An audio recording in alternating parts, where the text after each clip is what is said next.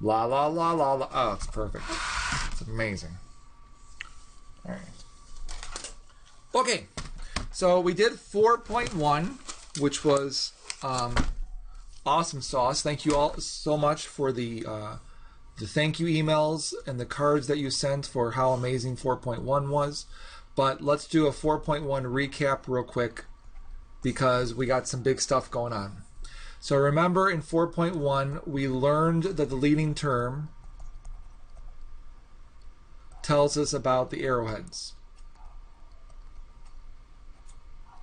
And there are 4 possibilities.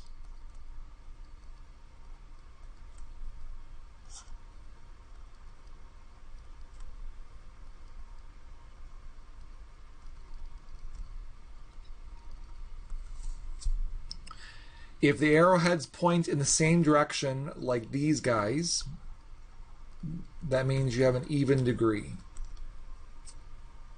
If the arrowheads point in opposite directions, like these last two, you have an odd degree.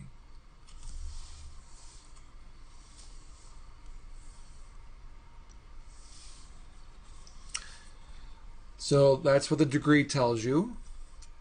And then if they're pointing up, that's because your leading coefficient is positive. If they're pointing down, that means your leading coefficient's negative. If it's increasing overall, meaning starting in the negative, ending in the positive, leading coefficient's positive. And if it's decreasing overall, starting in the positive, ending in the negative, leading coefficient's negative.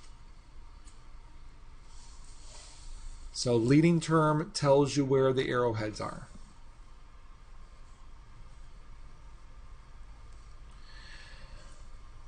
And then the other big idea was the idea of a multiplicity.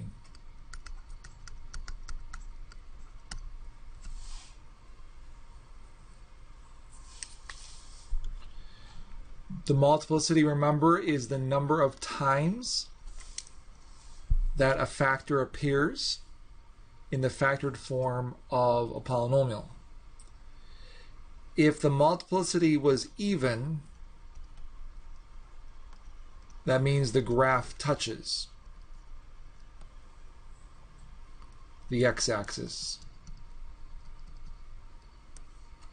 If the multiplicity is odd, the graph crosses the x-axis.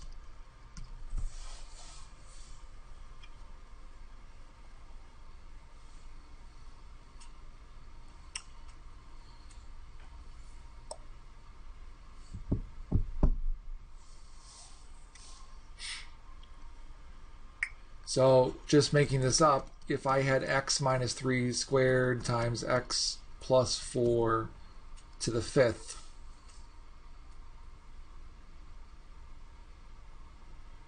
what number makes the factor x minus 3 equal to 0?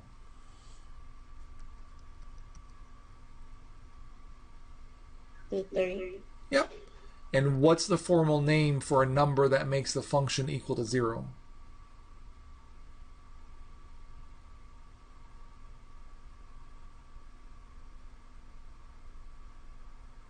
What do we call those numbers? Numbers that make functions equal to 0.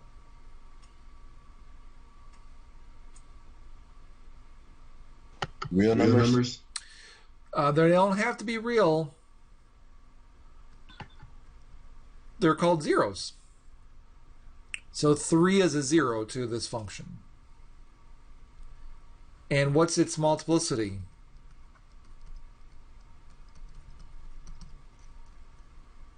How many times does x minus 3 appear?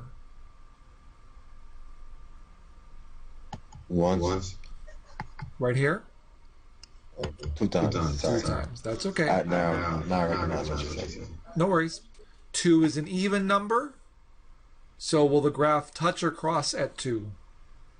I'm sorry, will it touch or cross at 3? Yes, it will touch at 3. Good. What's the other 0?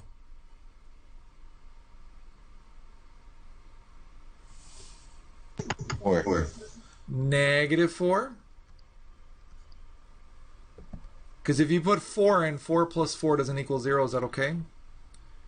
Its multiplicity is? The 5. Very good. 5 is an odd number, so the graph will cross at x equals -4.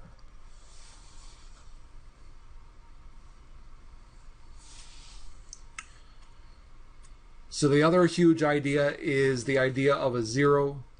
A 0 is a number that makes the function equal to 0. And if you have a 0, then you have a corresponding factor. If C is a 0 of a function f of x, then two things are true. One, when you plug it into the function, you always get 0. That's the definition of a 0. And two, x minus c is a factor of f of x.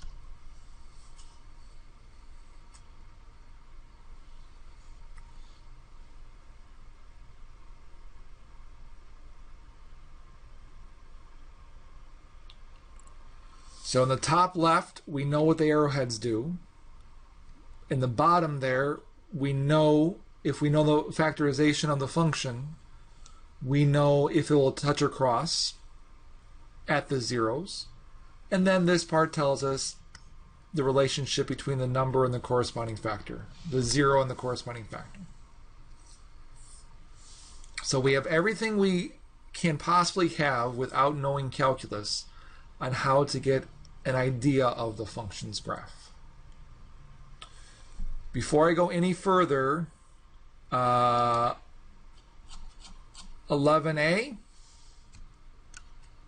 cover your left eye.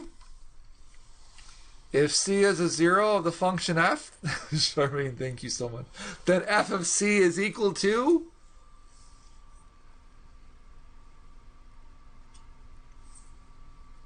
If c is a 0, then f of c is equal to?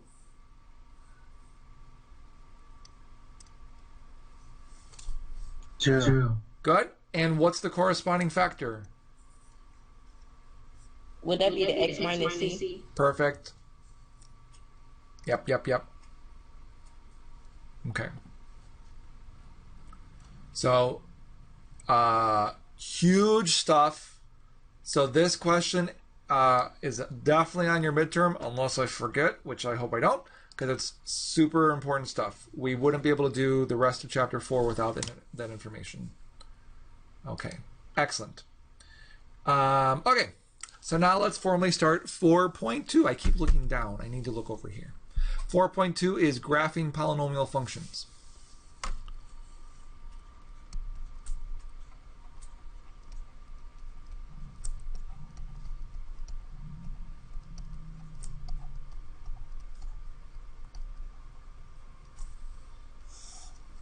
Yes, that is what that says. Okay, so the degree tells us a lot about a function. If the degree is n,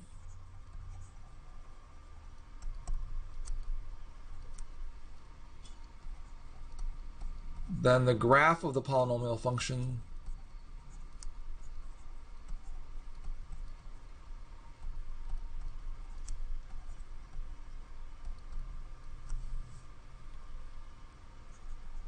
has at most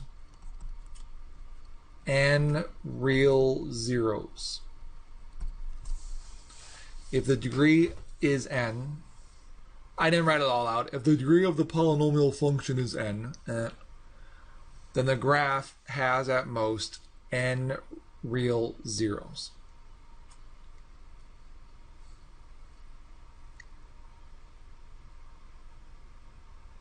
So earlier Jamel said a real number, and I said not necessarily, and the reason being is because a 0 could also be an imaginary number.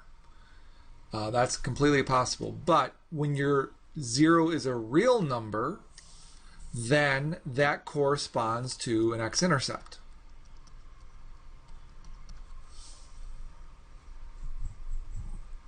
because on your number line, those are all about real numbers. So if you have a real 0, then you can plot it as an x-intercept, which is great.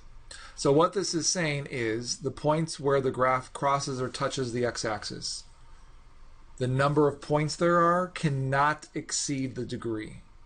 If you have a degree 5 polynomial, then you can have at most 5 crosses. If you have 6 crosses, not good. You've exceeded the degree. Okay. Now in this section, there's going to be 2 types of problems. Ones where they're factored and ones where they are not factored. We do have time to try one of each, but definitely still watch the videos. We'll start with a factored version. Let's suppose we had f of x is equal to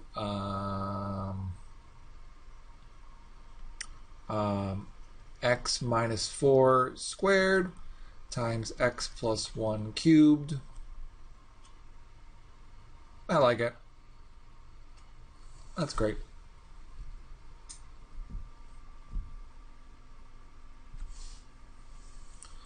So the first thing we're going to do, these aren't in any order except for the graph is at the very end. First thing we're going to do is we're going to list what the zeros are.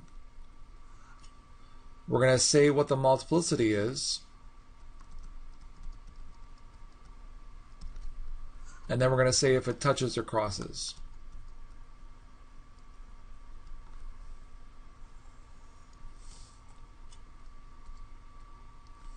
Oops.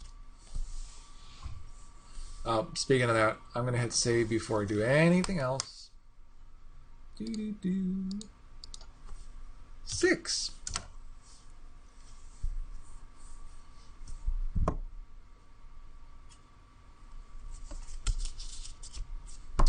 Just realized next week's the last time we see each other before Halloween. Should I wear my costume for class? I don't know. We'll see. Yeah? All right. It's not very exciting. Okay, so give me a number that when you put it into this function, the entire thing would equal 0. Positive 4. Very good. And what's the multiplicity of positive 4? 2. And the because the multiplicity is even, will it touch or cross? Touch. Very good.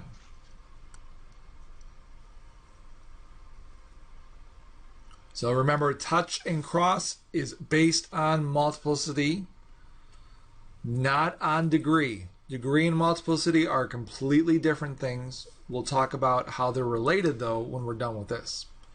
Okay? Someone else, give me the full next row. 0, its multiplicity, touch or cross.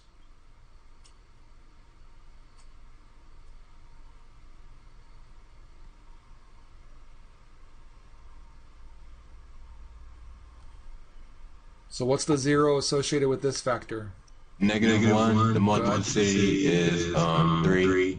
And then it would be even, and it would not touch because it's odd. I'm sorry. There you go. Yep. So it would cross.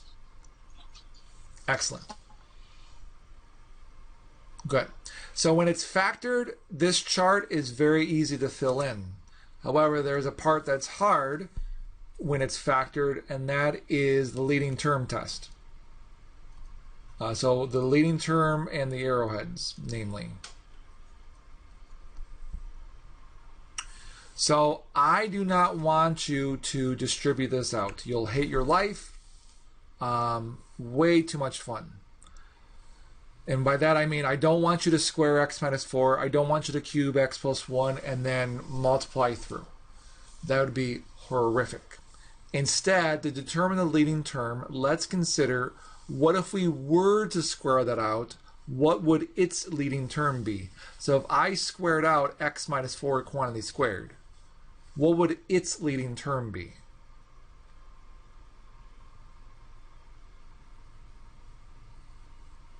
So I don't want you to FOIL or anything. Just think about first times first in this case. That'll be the x squared, right? That would be x squared. Very good. And then here, if we were to cube that out, don't actually cube it out, what would its leading term be? X third. Very good. And notice we have x squared times x to the third. X squared times x to the third is x to the fifth. So the leading term is x to the fifth. Now we got lucky here, and the reason I'm saying that is we didn't have a coefficient on here other than 1. None of these coefficients were anything but 1. So it's really 1x to the fifth is our leading term. I'll discuss. Are we doing which one? Yep. Well, there's one in the video, so watch the video for the full thing, but we'll talk about what would happen if we did have a number in front. Okay, so this is technically a 1 here. Let's start with the degree. The degree is odd. What does that say about the arrowhead? Same direction or opposite direction?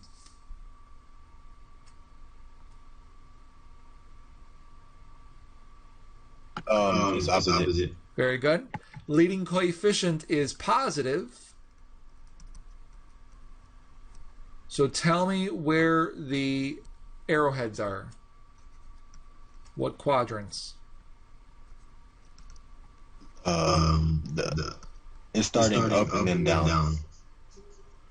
I mean, down and up. I'm sorry. Down and up. So quadrants 1 and 3. The third quadrant going to the first quadrant. Perfect. Quadrants 1 and 3.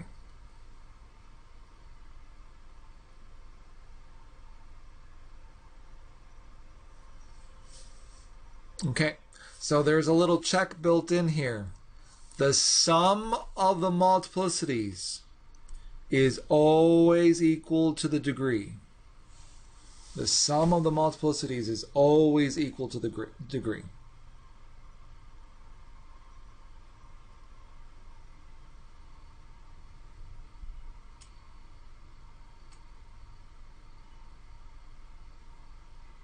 So degree and multiplicity are not the same. The only time they are the same, and I'm just going to write this and delete it, is something very boring, like x to the sixth. The degree is 6. The multiplicity is also 6, because this is the same thing as x minus 0 to the sixth. So the 0 is 0. Yawn-tastic. That's the only time when it's just that one term is the degree equal to the multiplicity. Otherwise, not the case. Boop. Okay. So now we know where the arrowheads are, and we know where the zeros are, and their multiplicities, so touch cross. So that's enough information to sketch a graph. So that's the third thing we're going to do. We're going to sketch the graph. Keyword is sketch. If we wanted a detailed graph, we'd be plotting points, but that's not the purpose of the problem. We have a 0 at 4. So along the x-axis at positive 4, I'm going to put a point. And we have a 0 at negative 1. Along the x-axis, put a point at negative 1.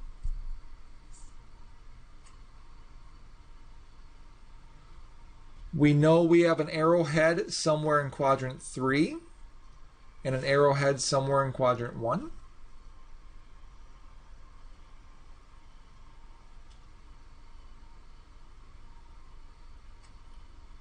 And that's all we need. We have everything we need to sketch the graph.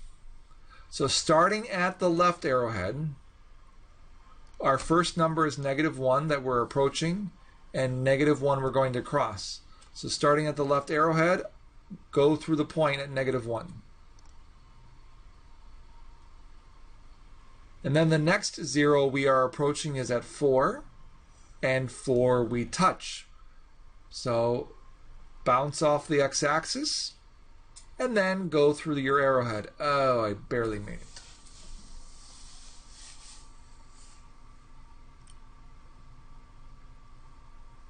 Comments? At this stage of math, we do not know how tall this hill should be.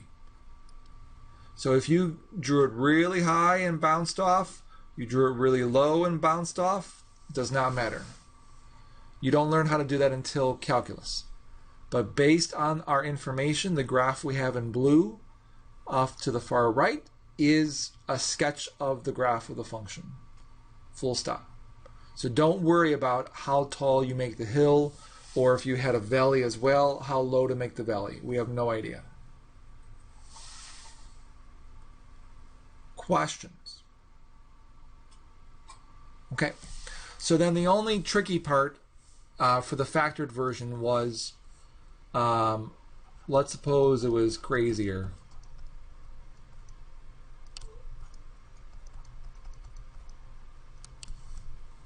We're not going to do the whole thing. I just wanted to discuss the leading term.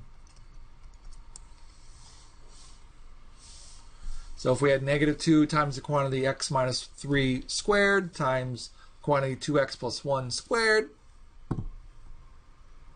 what's your leading term?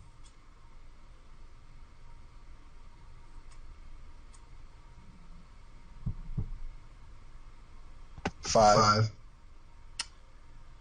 Wait, no, actually, hold on. So remember the leading term, I need a... One more time, please? Negative 4x to the fourth. No. You're Would close. that be the negative 2x to the square? No.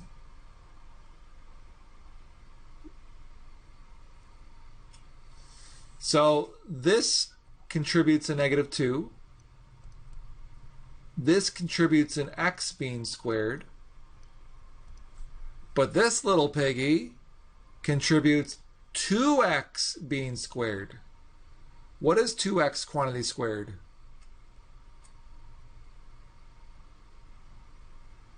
You have to square the 2 and the x. And that would make 4x squared. So -2 times x squared times 4x squared is -8x to the fourth. So you might have like coefficients inside and outside. So this one had inside and outside. So where are the arrowheads? What quadrants for this problem?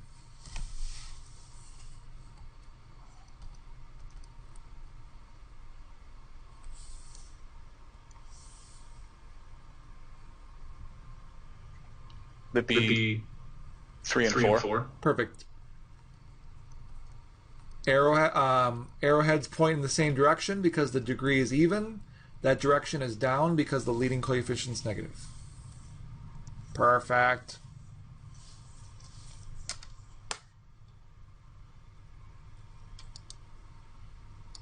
All right, very good. Okay, so now let's do one of a different type to where it's not factored. And ignore the fact that it looks like I'm making up the problem as I go. I would never do that. All right, that works.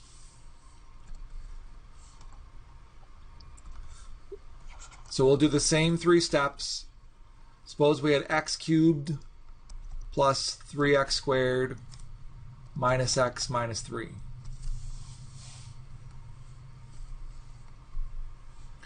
We'll do the easy part first, and then we'll do the harder part. The easy part first for this one is the leading term and the arrowheads.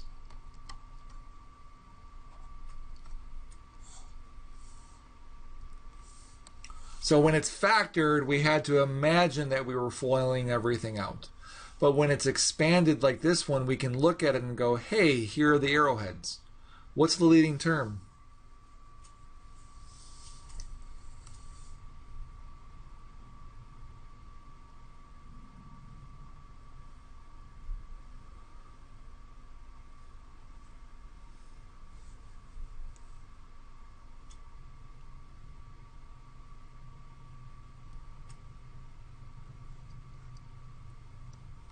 Hopefully you can see it's x cubed. It's got the highest exponent, the 3. So 3 is odd. Leading coefficient's positive because it's positive 1. So with that combination, our arrowheads are in quadrants 1 and 3.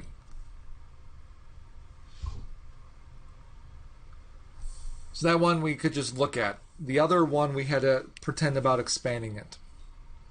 But now the harder part for this is filling in this chart: zeros, multiplicity, touch cross.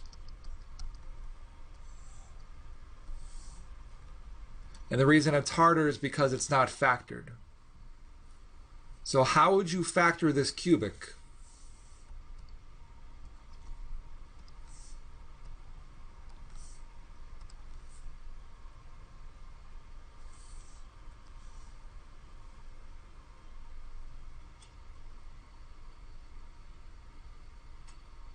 Remember, when you have 4 terms, one of your tricks is to do what's called factor by grouping. And that's where you group the first 2, you group the last 2, sneak a plus sign in between if there's a third term that's negative. And notice from the first group, the x cubed and the 3x squared, you can take out an x squared. And you'd be left with x plus 3. In the second group, you can take out a minus 1, and you'd be left with x plus 3. So they both have an x plus 3, and if you took that out, you'd be left with x squared minus 1. And then to break this down completely, x squared minus 1 factors as x plus 1, x minus 1. And remember, the order in which you factor something does not matter because multiplication is commutative. So if it's not factored first, you have to factor it in order to complete this chart.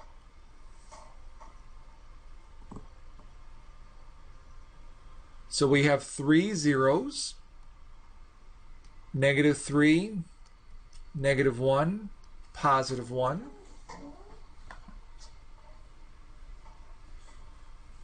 What's their multiplicity?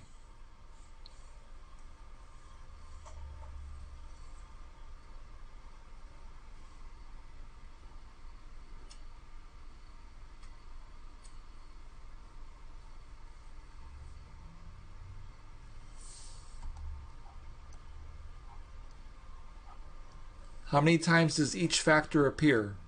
Would that be 1 Yeah. for each of them? You said the right words. It's got to be 1 because we have 3 zeros. The sum of the multiplicity has to equal the degree, so they have to each be 1. We can't have any other combination. Multiplicity is odd, which means these are each crosses. We have a triple cross.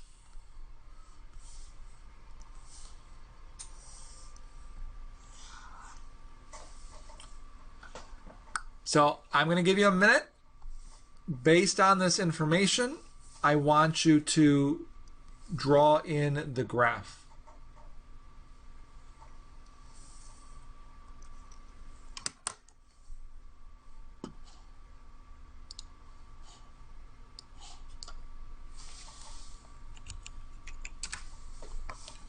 And we'll compare notes.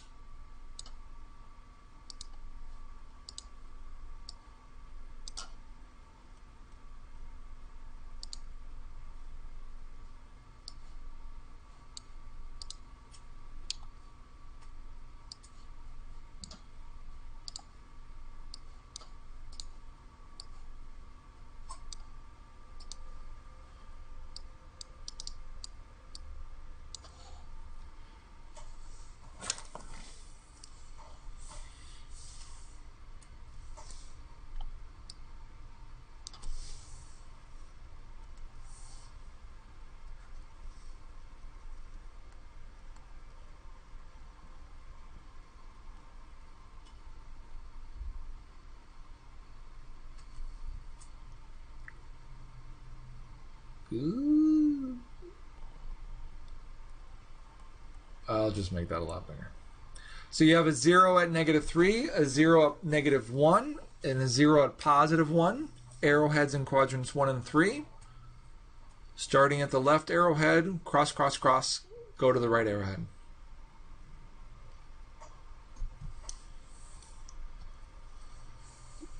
Don't worry about how tall or low your valleys are.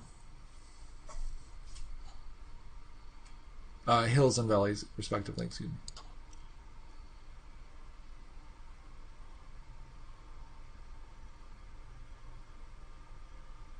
Okay. The last, first off, questions. Okay. The last part of the section is a theorem. It's called the intermediate value theorem.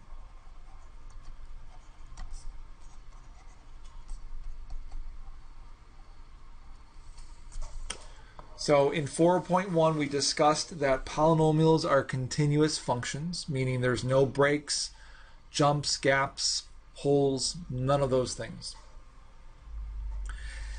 So because they're continuous, if you had 2 points on a polynomial,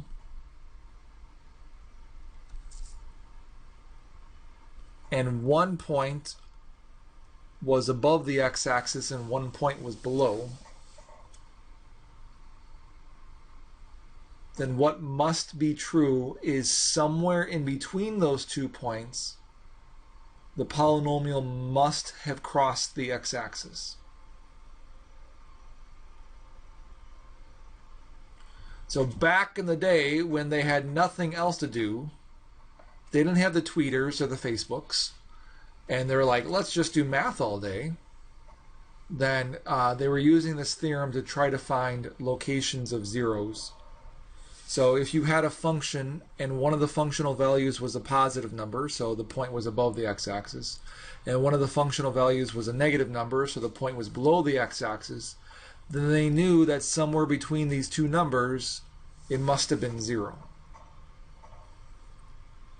Now, how often in everyday life do you use this theorem as written? Very little. But as far as real examples, if you glance at the clock and it said 3 p.m., and later on you glance at the clock and it said 4 p.m., then you know that somewhere between that it must have been 3:38 p.m. Because like a polynomial, time is continuous. There's no jumps, gaps, holes in time. What about Doctor Who? No! Stop it. Time is continuous. Sorry. Okay. That's 4.2. Crowd goes wild. Let's talk about 4.3. 4.3 is polynomial division.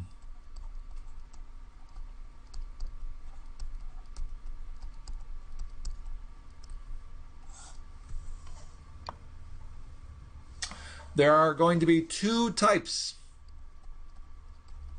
The first type is long division.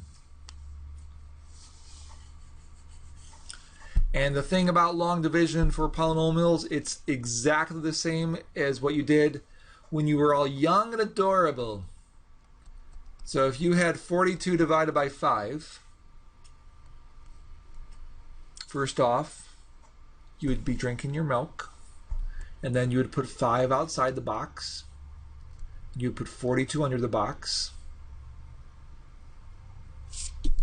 Then you would throw a spitball at the kid next to you because, you know, he was a jerk. Understandable. And then you'd ask yourself, how many times is 5 going to 42? And you would say 8 times. Then what would you do next? You would do 5 times 8, which would be 40, and you'll put it underneath the 42. And Perfect. then subtract and bring down the 2. Great. And at 0. Actually, we're not going to get into decimals because we don't know what a decimal fraction is, but that would be correct. You would keep going until you got a decimal. But here, we're done. But yeah, as she said, you would do 8 times the 5, put that underneath the 42, subtract, and we would stop here because 2 is less than 5. That's great. Okay, let's get some terminology. 42 is the quotient. I'm so sorry. 42 is the dividend.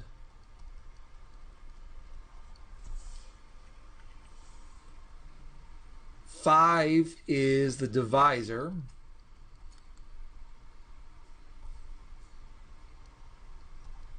Eight is the quotient.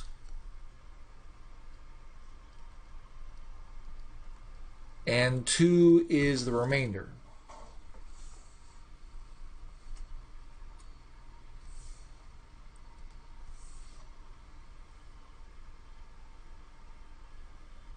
Notice that 42 is equal to 5 times 8 plus 2.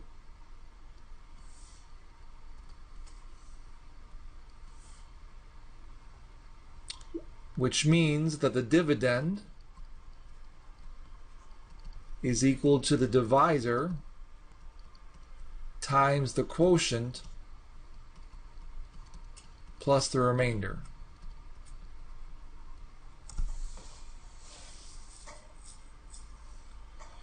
And that is always going to be true.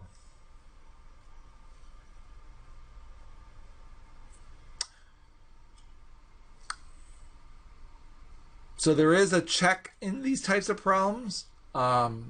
It's not very feasible to check, because to check with polynomials, you're multiplying polynomials and then you're adding another polynomial. So the trick is just don't get it wrong and you'll be fine. But as far as how you do polynomial division, again, just like what we did here in purple. So let's try a polynomial division one. Suppose we wanted to divide, and I'm just making this up, 2x cubed plus 5x squared minus x plus 1 by x plus 2, he says? Sure.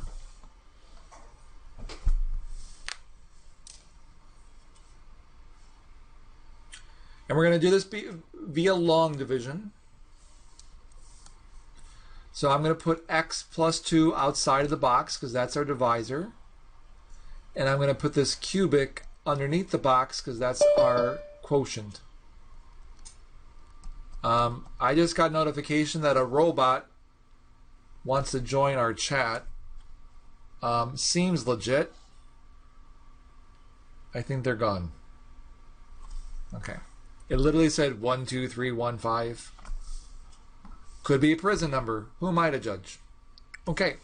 To divide two polynomials, here is what you have to do. And this is side work, what we're about to do. I have no idea how many times this linear goes into this cubic. So we don't look at the entire linear. We don't look at the entire cubic. All we look at is the leading term. Here the leading term is 2x cubed. Here the leading term is x. So off to the side we look at 2x cubed over x, which reduces down to 2x squared. Because that's an x squared term, we're going to put it in the x squared column, and I'm going to write 2x squared up here. And remember, as we got our 8 from before, what we did next was we multiplied. So if we do 2x squared times x, we get 2x cubed. And then if we do 2x squared times 2, we get 4x squared.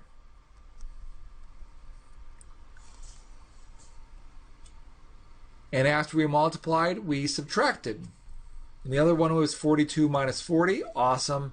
Here, we're just subtracting the first two terms. Be careful, especially with double negatives and whatnot. 2x cubed minus 2x cubed, those cancel, they're gone. 5x squared minus positive 4x squared is x squared. Now we're not done. I won't tell you why we're not done until the next step. But then we have to bring stuff down. And then we wash, rinse, repeat.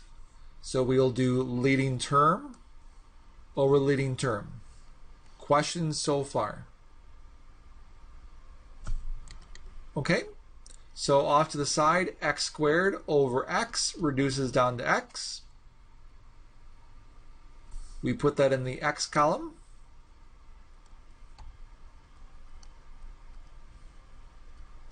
And we put a plus in between because this is a positive 1 over a positive 1, which makes a positive 1x. And then we multiply. X times x is x squared. X times 2 is 2x. And then we subtract. Your first terms should always cancel. X squared minus x squared, gone! Just like any good show on Fox. Negative x minus positive 2x is minus 3x. And the plus 1 carries down.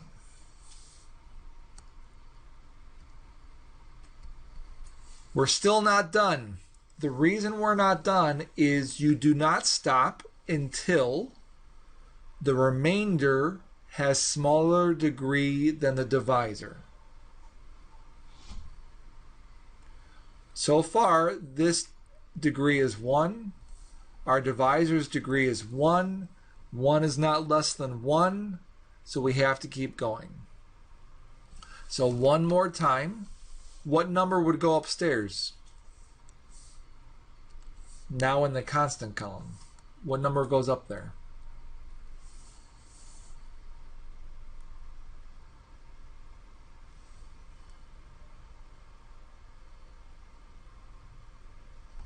Would that be negative 3? It'd be negative 3. Very good. Yep. Leading term, negative 3x over leading term, x reduces down to negative 3. Charmaine, I think zombies got everyone else. It all went black for everyone else. Oh my gosh. I hope they're okay. Okay, so we'll multiply. Are they all watching the game? Negative 3 times x is negative 3x. Ow. Negative 3 times 2 is negative 6.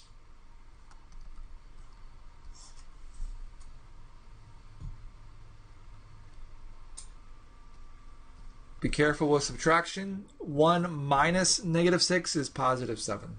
Sorry for the color change. I forgot to change it back.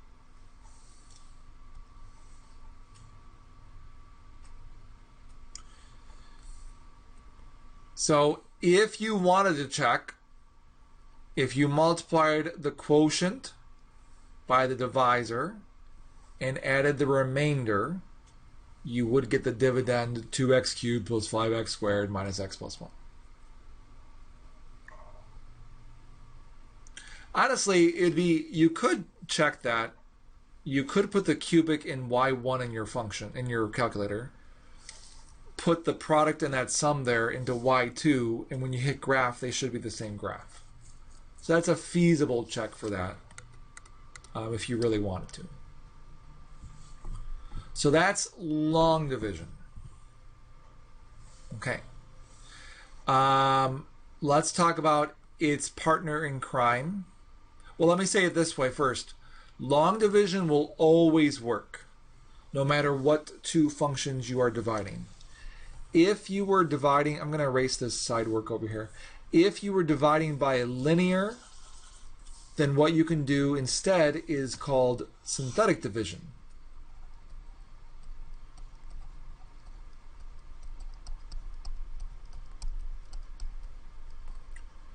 Only if you're dividing by a linear.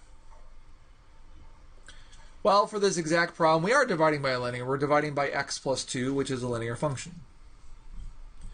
The setup for synthetic division is as follows. You draw like a little half box, and in that little half box, you put the 0 of the divisor. What number would cause x plus 2 equal to 0? Negative 2. Negative 2. So in the little half box, we put in the 0 of the divisor. Next to the half box, we put the coefficients of the quotient. Well, our quotient is 2x cubed plus 5x squared minus x plus 1. Make sure that your degrees are decreasing. 3, 2, 1, 0. So we're good there. And make sure you don't have any gaps. So for us, our coefficients are 2, 5, -1, +1.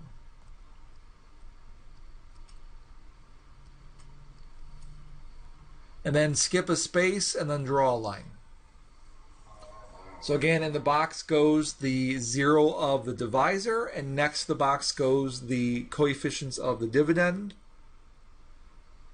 Please pay attention. If, for instance, there was no 5x squared, if there was like no x squared term at all, you'd have to put a 0 as a placeholder. So every exponent down to 0 has to be accounted for.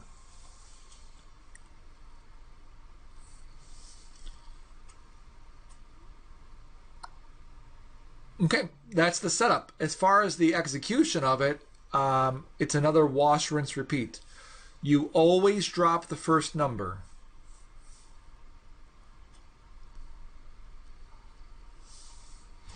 In fact, you want to drop it like it's hot.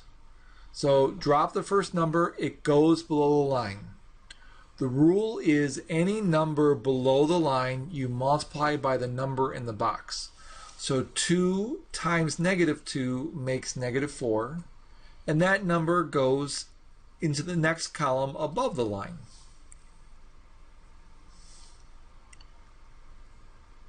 Any number you have above the line, any numbers you have above the line, you add together. So 5 plus -4 makes +1, and that goes below the line. And now we're below the line, wash, rinse, repeat, multiply by the number in the box. 1 times -2 is -2. We are above the line, add the numbers, -3. We are below the line, -2 in the box times -3 is +6. Above the line, add 7. I purposely drew another box there. I'll explain what just happened in a second. Oops. Okay. These numbers, the 2, 1, -3, are the coefficients of the quotient. We just divided an x cubed by an x to the first. X cubed divided by x to the first gets you down to an x squared. So that means, starting at the left, this must be 2x squared. And now you decrease the degree as you go to the right. Plus 1x minus 3. And then this last number is the remainder. Remainder 7.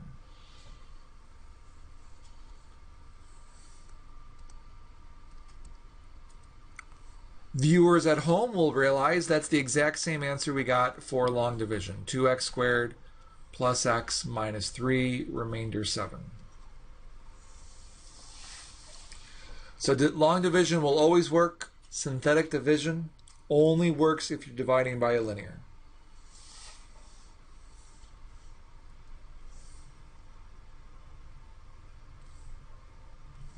Okay.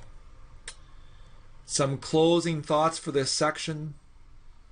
Let's suppose I had that quotient as a function. Oops, 2x cubed plus 5x squared minus x plus 1.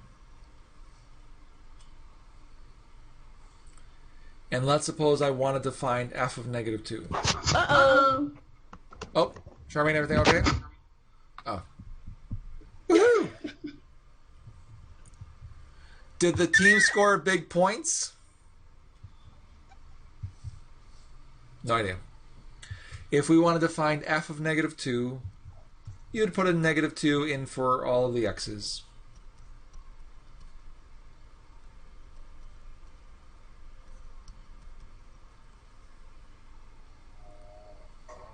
So you'd have what? -16 plus 20 plus 2 plus 1. So 4 plus 2 plus 1 is 7.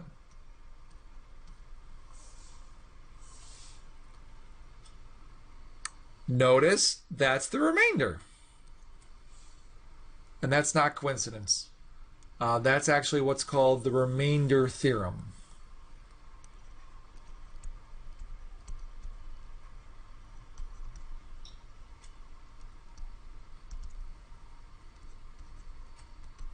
If a polynomial function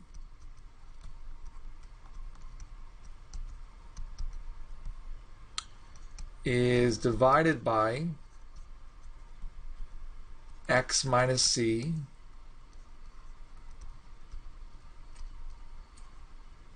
the remainder is f of c.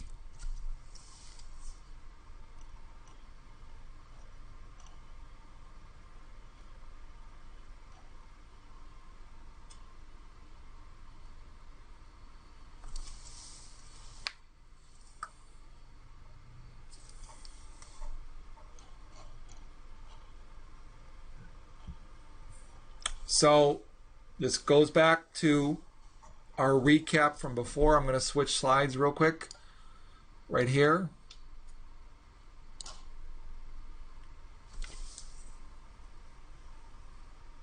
This statement in green, in the green box here, is actually called the factor theorem. We just didn't write the name earlier.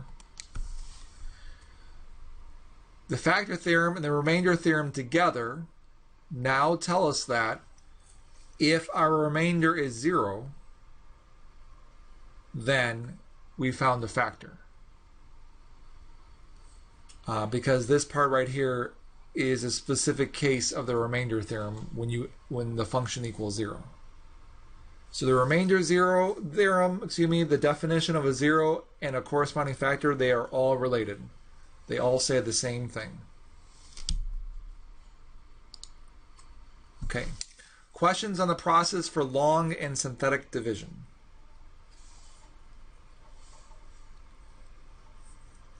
Okay. As far as what's most important immediately will be synthetic division. For the next section, that is. In section 4.5, long division will come back to say hello. And then long division also says hello in chapter 9. Chapter 9? Chapter 9.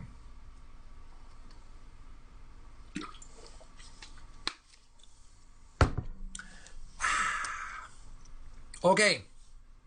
So now, that's 4.3.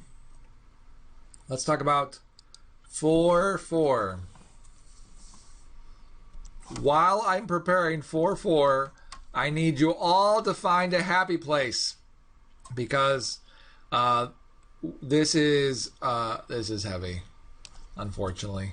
4.4, theorems about zeros of polynomial functions.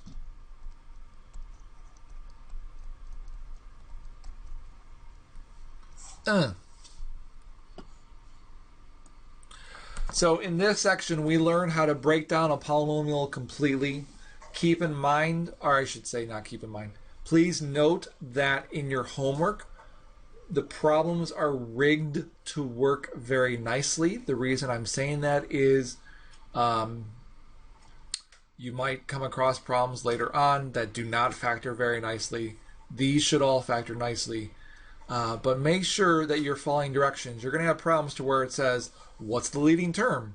And then if you go to try to factor it, you've gone astray. Maybe it doesn't factor nicely. Maybe they just made up those problems. So with that said, read directions carefully. Only factor if they want you to factor. We start off with the most important theorem, and it's so named the fundamental theorem of algebra.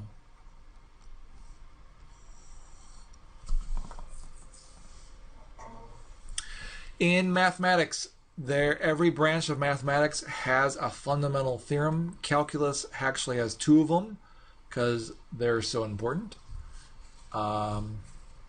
But here is the fundamental theorem of algebra. It says every polynomial function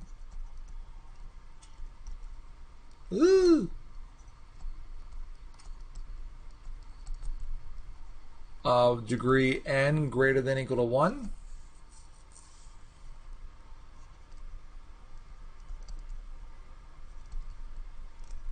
has at least one zero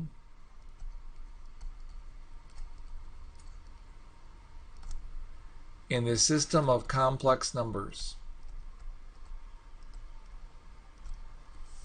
Every polynomial function of degree n greater than or equal to 1 has at least one zero in the system of complex numbers. So remember last week I had you guys give me some real numbers and some integers and whatever else. I can't remember exactly what we came up with. Whatever, just making that up. So no matter how crazy your polynomial function is, there exists a number, real or imaginary, that when you plug it into the function, you get 0. That's what that fundamental theorem is saying. Translations to every polynomial function can be broken down. And that's a corollary, I think is the right term, which is an offshoot of a theorem. And so the one that we need to focus on is every polynomial function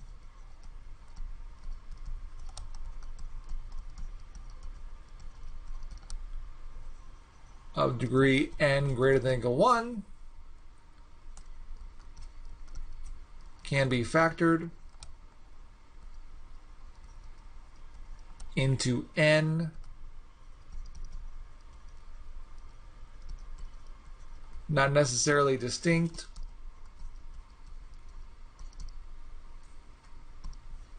linear factors. We got more to write, but let me stop here and read this. Every polynomial function of degree n greater than or equal to 1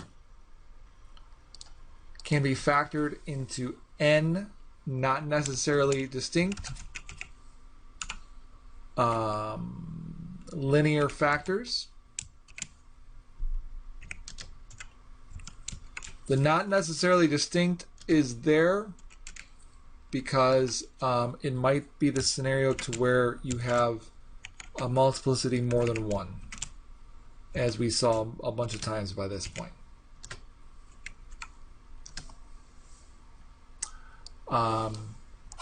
But at the end of this section, we're going to learn how to break down a polynomial as follows, where you'll have a bunch of linear factors, so like x minus c sub 1, x minus c sub 2, x minus c sub 3. So all of these c's are the zeros down to x minus c sub n.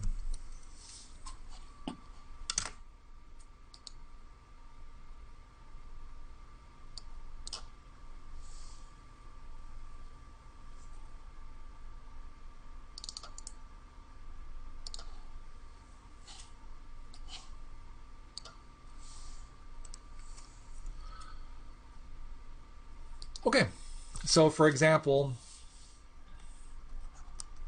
f of x equals x squared minus 5x minus 6, plus 6, excuse me. That factors as x minus 2, x minus 3. And so what this is saying is degree 2, we have 2 factors. Great. The polynomial x cubed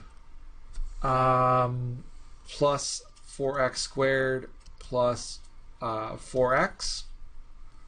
That factors as x times x plus 2 times x plus 2.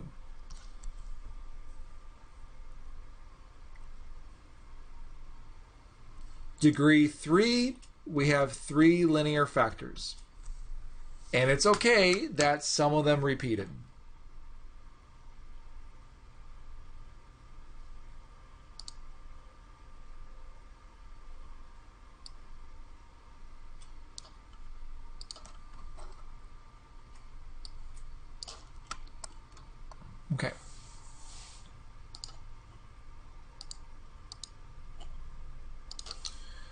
So before we break down completely, let's build up a function.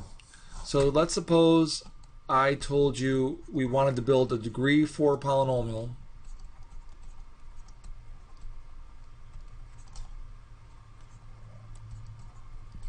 where the zeros include 5, -7, and 2 plus 3i.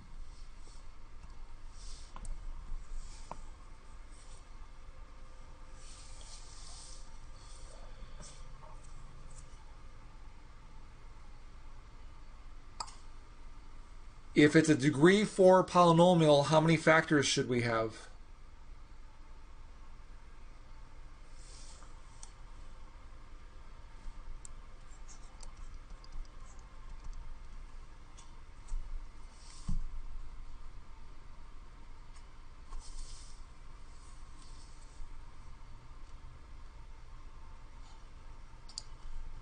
So if we have a degree, right, if we have a degree 4 polynomial, we should have 4 factors. Very good. So now let's go back up to the first slide. If C is a 0, what's the corresponding factor?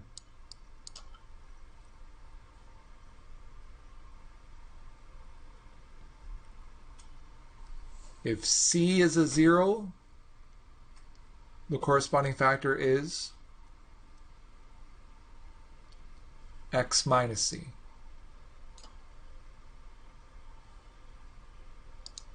So if 5 is a 0, what is the corresponding factor? Would that be x minus 5? Excellent. And if -7 is a 0, what's the corresponding factor? X minus 7 to the second power. Careful. X X minus 7. So it's if C is a 0, x minus c is a factor. So it'd be x minus -7, which is x plus 7. Don't add a multiplicity on it. Don't add a square on it.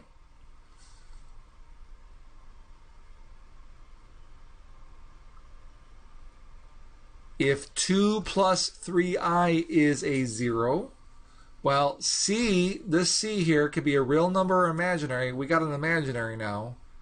Just be careful how you write it. It has to be x minus c is the format. X minus, but because 2 plus 3i is more than one term, we need to throw it in parentheses.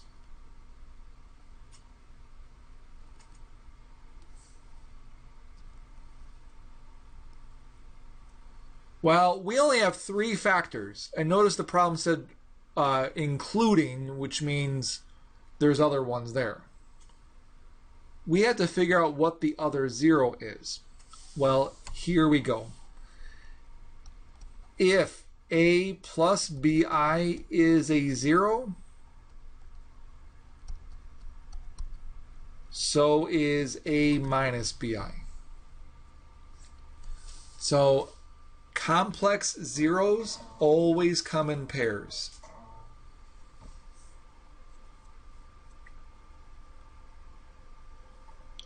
So that means our fourth 0 must be 2 minus 3i, because we had a 0, 2 plus 3i. And so our last factor, again, is always x minus c. So x minus the quantity 2 minus 3i.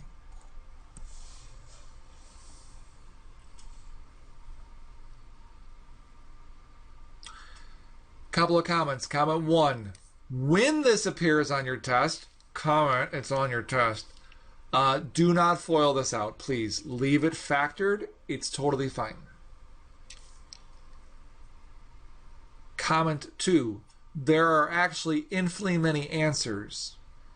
And the way you get other answers is by multiplying in front by non-zero numbers. So if I put like a 6 here, boop, I did not change the locations of the zeros.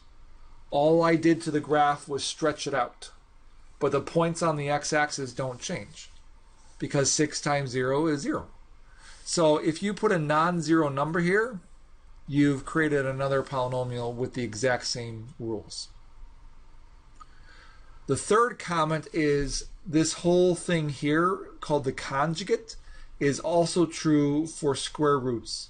So if a plus b times the square root of c is a 0, so is a minus b times the square root of c.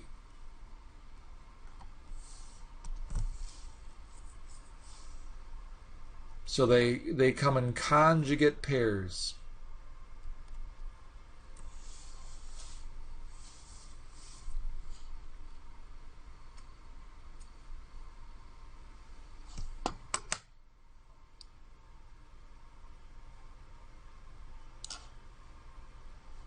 Okay. Now we're getting close on time, and unfortunately this last part takes a bit, and I really want to focus on it because it's important. So the next part of this section is, instead of building up the function, you're breaking it down. There's going to be an example to where they say, hey, here's a function, here are 2 of its zeros, break it down completely. And the process for doing that is you use synthetic division to break it down, and you want to break it down until you're at a quadratic. Because once you're at a quadratic, then you can use the quadratic formula to break it down completely. Meaning that if we started with a 5th degree polynomial, you would want to synthetically divide 3 times to get down to a quadratic. And once you're in quadratic land, you can try to factor the rest, or you can quadratic formula. And then you'll find all of 5. So that's the first video. The second video is after the theorem we're about to do. And this theorem is to tell us, well, what if they don't give us any hints? Like, how do we find what numbers to use? And that's the purpose of this theorem. Now, it's fantastic. There's 3 example videos for it. We will have time to do one example together, but definitely watch the other ones. This is called the rational zeros theorem.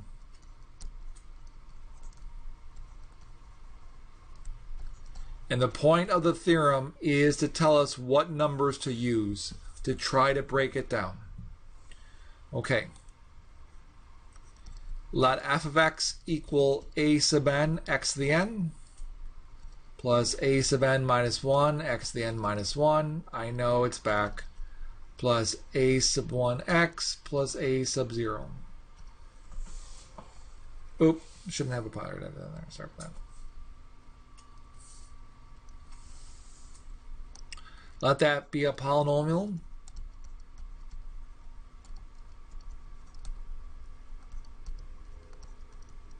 with integer coefficients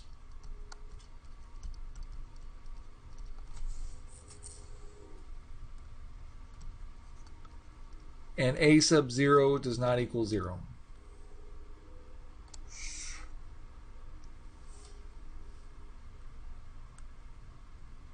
And I should put it in here, and a sub n does not equal 0. Boop. Everyone play along. And those are all the answers to the midterm. Oh, his audio wasn't connected. Joke wasted. Okay, so suppose you have a polynomial function. That's basically what I wrote down so far. If the reduced rational number P over Q is a 0 of f of x,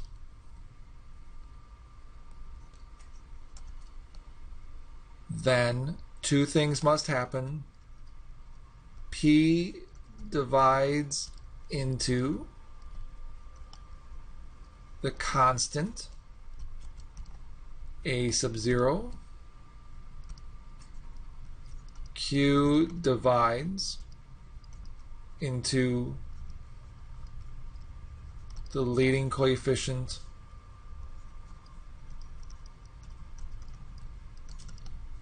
a sub n. If the reduced rational number p over q is a 0 of f of x, then p divides into the constant a sub 0, q divides into the leading coefficient a sub n.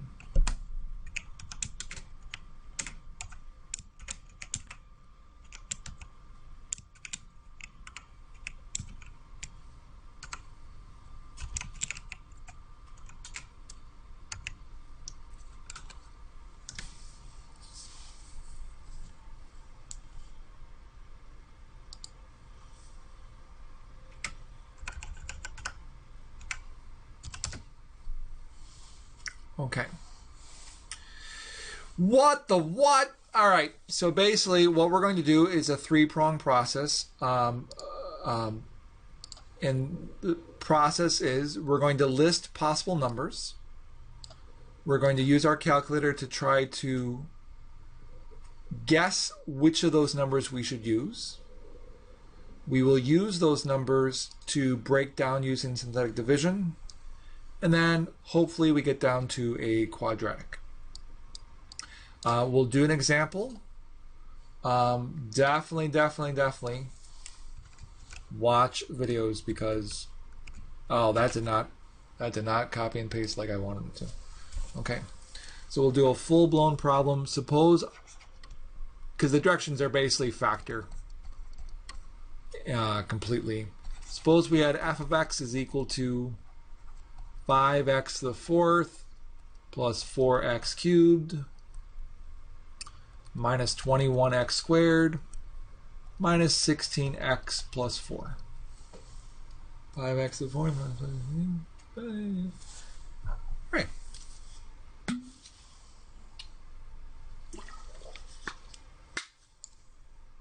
So because it's a degree 4, when we're all done, we should have 4 linear factors.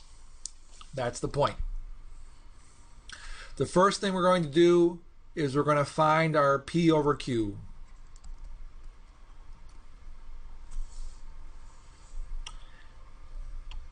P are the numbers that go into the constant. Our constant is 4. What numbers go into 4?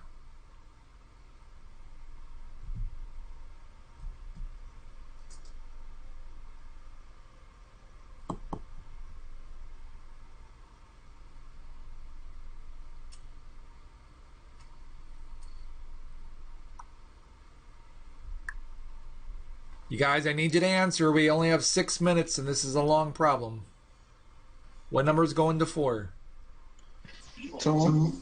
And 4 and 1. There you go. Thank you. Plus or minus. Please include a plus or minus. Q are the numbers that go into the leading coefficient. Our leading coefficient is 5, which is a prime number. So the only numbers that will go in are plus or minus 1 and 5.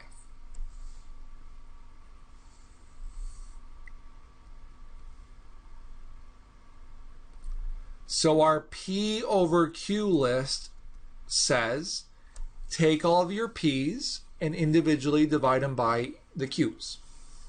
So for instance, we'd have 1 over 1, which is 1. 2 over 1 is 2. 4 over 1 is 4. And now we divide them all by 5. So you'd have 1/5, 2/5, 4/5.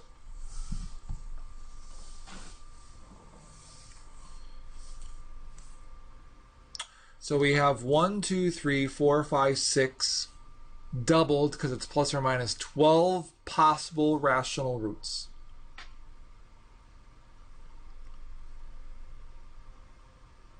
In the olden days, they would go through all 12 and synthetically divide to see which ones work. We don't got time for that. So what our next step is, we're going to use the calculator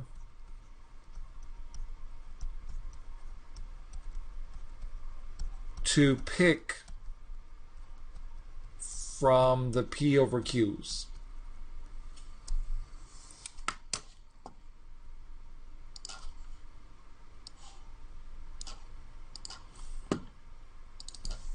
So in your calculator, go into y equals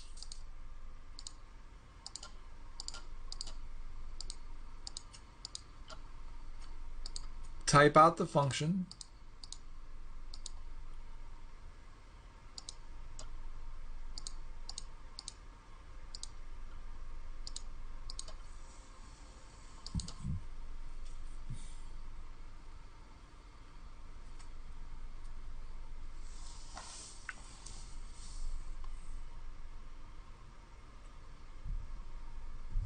once you have it typed out, it's best if you go to zoom and then number 6 is standard.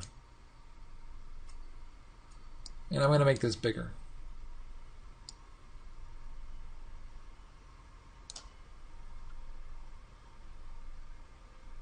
Oh. I just realized what I did. That's okay. I meant to do something else, but that's fine. That's okay. We have a degree 4 polynomial, and notice we have 4 crosses, which means that all of our zeros must be real numbers. If we only saw 2 crosses with a degree 4 polynomial, that means the other 2 must be imaginary. So we've got all 4 accounted for, which is great. Notice that it appears we have a cross at -2 and another one at +2. But the other 2 appear, oh no, we got one that appears to be at -1. And this guy here is fractional. It's between it's between integers. So on our list, we have the numbers -2, -1, +1. They're on our P over Q list, which is great. So all you're doing in this step is looking at the graph, looking at your P or Q list, and picking some numbers. It doesn't matter the order in which you pick the numbers, because again, it's all about factorization, and factorization order doesn't matter. So I'm going to pick -2 and -1. I'm picking 2 of them. The reason I'm picking 2 is because we have a degree 4. If I divide twice, I get down to a quadratic. We just want to get down to a quadratic. So step 3 is synthetically divide.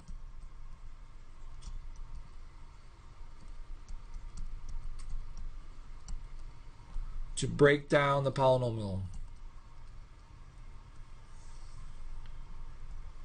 And we're going to go over a couple minutes. Mike, that's fine. I'm having a lovely time. All right, that's good. So let's use -2. -2 goes in the box. The coefficients of the dividend go next to the box. 5, 4, -21, -16, +4. Draw a line.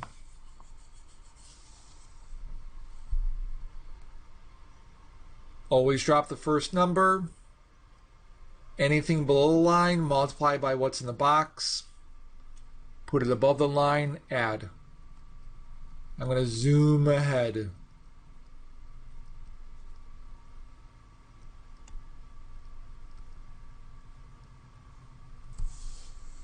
And remember, we're looking for zeros here, so we should expect the remainder to be 0, otherwise something horrible happened.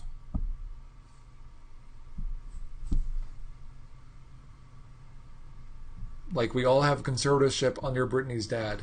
Nobody wants that. Nobody wants that. So notice we do get a remainder of 0, which is great, which meant -2 is a 0, which is great. But remember, the graph crossed also at -1, so now we'll try -1. Do not go back to the original 5, 4, negative 21, negative 16, 4, go to the reduced form. So I'm going to put negative 1 in the box and now use these numbers. So always drop the first number, multiply, add,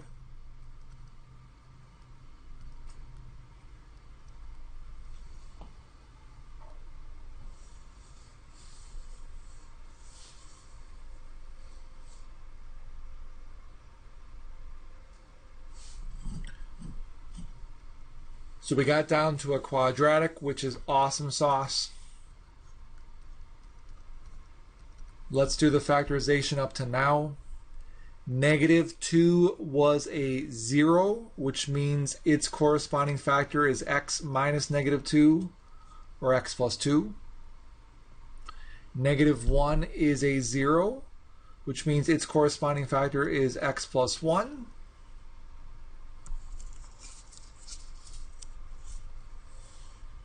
And now down here is the quotient that we have left so far. We had a 4th degree polynomial. We divided twice, which means we're down to an x squared. So this remaining bit is 5x squared minus 11x plus 2. Once you are down to a quadratic, you can try to factor it. This one actually does factor. Or you can do quadratic formula. In either case, I'll tell you what the answer is. This factors as 5x minus 1, x minus 2.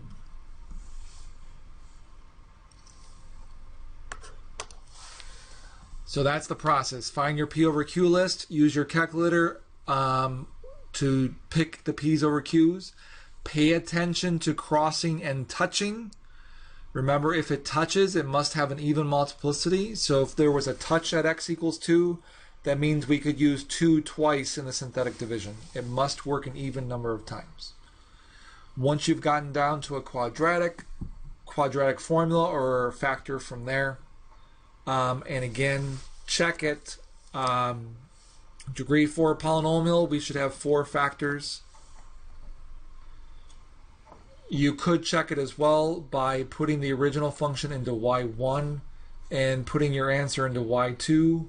And if you hit graph, it should be the same graph.